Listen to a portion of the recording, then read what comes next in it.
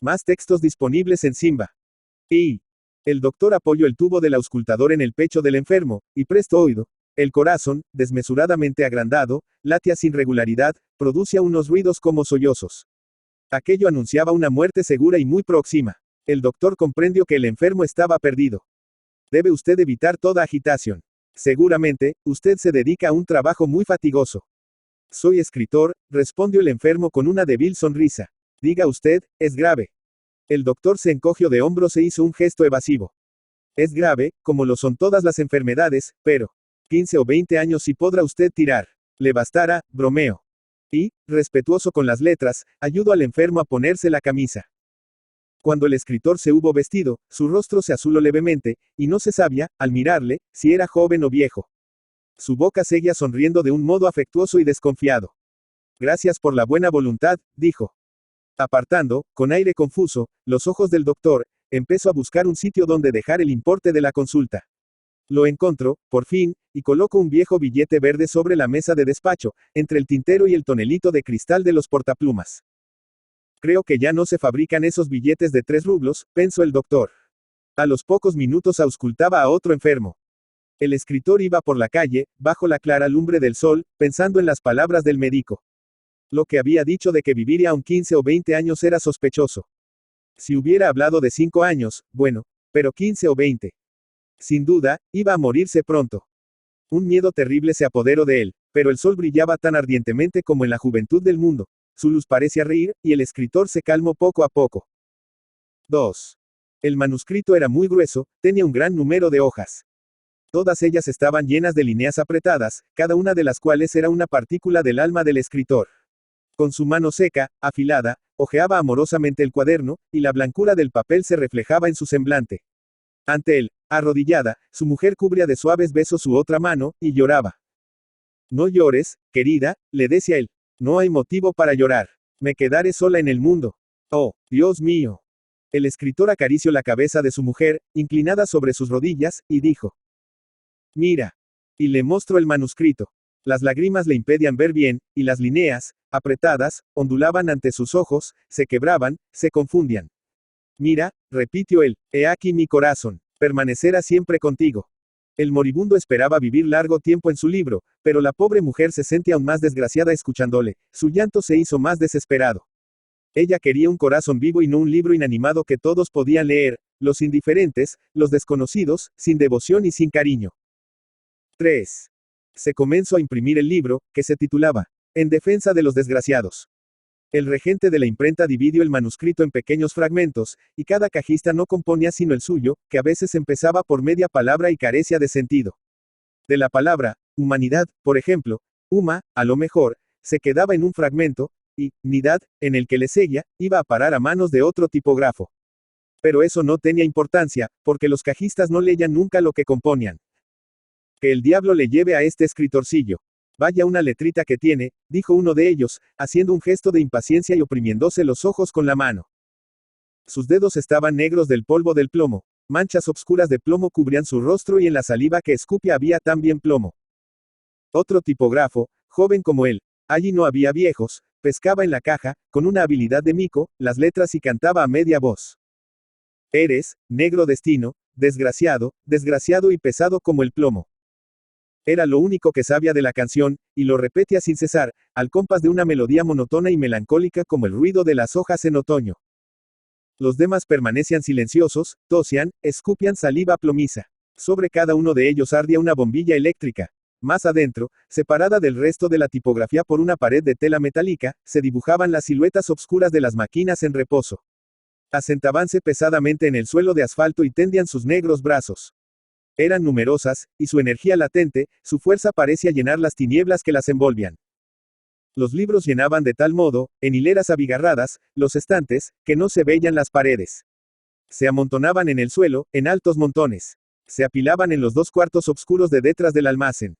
Parecía palpitar silencioso el pensamiento humano encerrado en ellos, y no reinar allí nunca la verdadera calma. Un señor de barba gris y noble expresión hablaba respetuosamente con alguien por teléfono y, luego de murmurar colérico, idiotas, gritó, Michka. Su rostro, al entrar Michka, perdió completamente la expresión de nobleza. Enfurecido, Porfirio, amenazando con el dedo. Aún te haces esperar, canalla. El muchacho le miraba asustado. El señor se calmó. Con las manos y con los pies empujó hasta el centro de la estancia un pesado paquete de libros.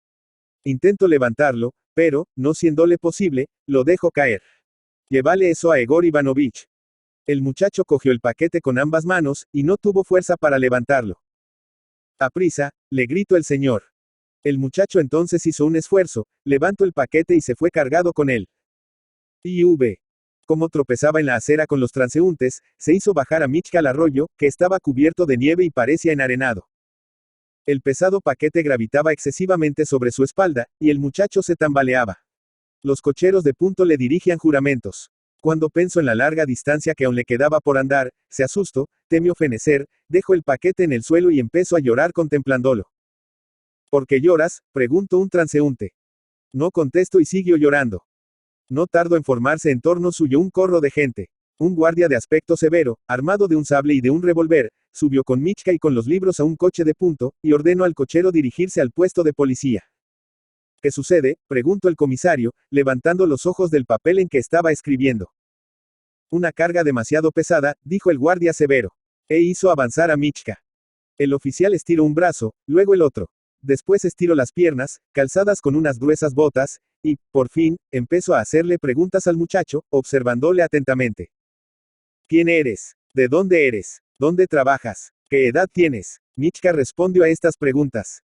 Me llamo Michka, soy campesino, tengo 12 años, trabajo en una librería. El oficial se acercó, desperezándose, al paquete, y lo levantó un poco. Diablo, pesa bastante, dijo, con tono alegre, como si le diese gusto. Apartando un jirón del papel desgarrado en que estaba envuelto el paquete, leyó el título en alta voz. En defensa de los desgraciados. Le hizo seña a Michka de que se acercase, y le dijo, lime eso. Michka miró al comisario y contestó. No sé leer. El comisario se echó a reír. Ja, ja, ja. Entró otro policía y, al enterarse de qué se trataba, se echó a reír a su vez. Ja, ja, ja. Comenzó a instruirse un proceso verbal, y, como Michka no sabía escribir, firmó con una crucecita. Leonidas Andreev. Leonid Nikolayevich Andreyev, ruso. Oriol, 9 de agosto de 1871 Mustamaki, Finlandia, hoy en la Oblast de Leningrado, 12 de septiembre de 1919, fue un escritor y dramaturgo ruso que lideró el movimiento del expresionismo en la literatura de su país. Estuvo activo en la época entre la Revolución de 1905 y la Revolución de Octubre de 1917 que finalmente destronó al gobierno zarista. Nacido en Oriol, Rusia, Andreyev originalmente estudió Derecho en Moscú y San Petersburgo, pero abandonó su poco remuneradora práctica para seguir la carrera literaria. Fue reportero para un periódico moscovita, cubriendo la actividad judicial, función que cumplió rutinariamente sin llamar la atención desde el punto de vista literario. Su primer relato publicado fue sobre un estudiante pobre, una narración basada en sus propias experiencias. Sin embargo, hasta que Máximo Gorki lo descubrió por unos relatos aparecidos en El Mensajero de Moscú, Moskovsky Vestnik, y en otras publicaciones, empezó realmente la carrera de Andreyev. Desde entonces hasta su muerte, fue uno de los más prolíficos escritores rusos, produciendo cuentos, bosquejos, dramas, etc., de forma constante. Su primera colección de relatos apareció en 1901 y vendió 250.000 de ejemplares en poco tiempo. Fue aclamado como una nueva estrella en Rusia, donde su nombre pronto se hizo famoso. Publicó su narración corta, En la niebla, en 1902. Aunque empezó dentro de la tradición rusa, pronto sorprendió a sus lectores por sus excentricidades, las cuales crecieron aún más que su fama. Sus dos historias más conocidas son probablemente, Risa Roja, 1904, y Los Siete Ahorcados, 1908. Entre sus obras más conocidas de temática religiosa figuran los dramas simbolistas, El que recibe las bofetadas, y Anatema. Idealista y rebelde, Andreyev pasó sus últimos años en la pobreza, y su muerte prematura por una enfermedad cardíaca pudo haber sido favorecida por su angustia a causa de los resultados de la revolución bolchevique. A diferencia de su amigo Máximo Gorki, Andreyev no consiguió adaptarse al nuevo orden político. Desde su casa en Finlandia, donde se exilió, dirigió al mundo manifiestos contrarios a los excesos bolcheviques.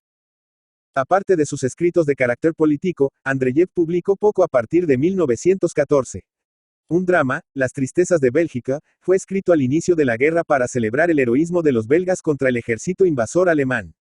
Se estrenó en los Estados Unidos, al igual que La vida del hombre, 1917, El rapto de las Sabinas, 1922, El que recibe las bofetadas, 1922, y Anatema, 1923. Pobre asesino, una adaptación de su relato, El pensamiento, escrita por Pavel Kohout, se estrenó en Broadway en 1976. En cine, el argentino Boris H. Hardy dirige una cuidada versión cinematográfica de El que recibe las bofetadas, con Narciso Ibáñez Menta en el papel protagónico, estrenada en 1947. Estuvo casado con la condesa Wilhorska, sobrina nieta de Taras Shevchenko. Su hijo fue Danil Andreyev, poeta y místico, autor de Rosa Mira. La nieta de Leonid Andreyev, la escritora estadounidense Olga Andreyu Carlyle, publicó una colección de sus cuentos, Visiones, en 1987.